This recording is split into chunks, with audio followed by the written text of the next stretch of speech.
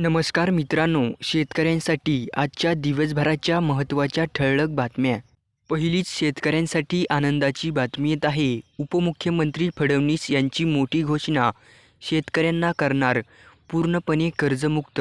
पुढची अपडेट येत आहे. कापूस उत्पादक शेतकऱ्यांना आता काहीसा दिलासा मिळालेला पाहायला मिळत आहे. चित्र, मानवत बाजार समितीमध्ये कापसाला मिळाला 7,190 रुपये असा भाव. पुढील अपडेट आहे. नाशिक जिल्ह्यामधून देशामध्ये संपूर्ण तब्बल 8 टन कांदा आयात झाला.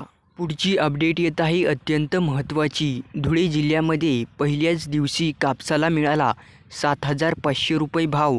तर पहिल्याच दिवशी शिशिआईकडून 100 क्विंटलची कापूस खरेदी. पुढची अपडेट आहे. यंदा साखर कारखान्याचा गळीत हंगाम लांबला तब्बल 25 नोव्हेंबरपर्यंत.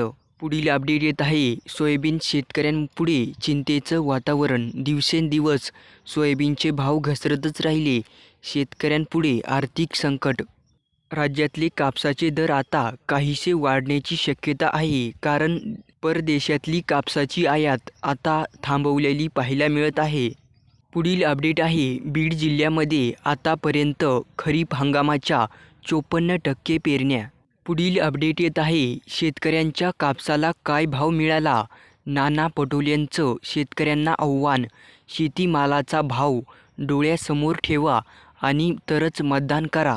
पुढील अपडेट येत आहे. शेतकऱ्यांची फसवणूक तर व्यापाऱ्यांची चांदी. शेतकऱ्यांचं धान कमी दरात खरेदी. पुढील बातमी आहे. सोन्या चांदीचे दर घसरले तब्बल 4,000 रुपयांनी. पुढील अपडेट येत आहे. सोयाबीन विकण्यासाठी घाई नको.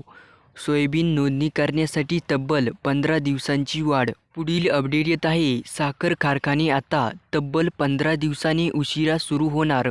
शेतकऱ्यांपुढे मोठी अडचण.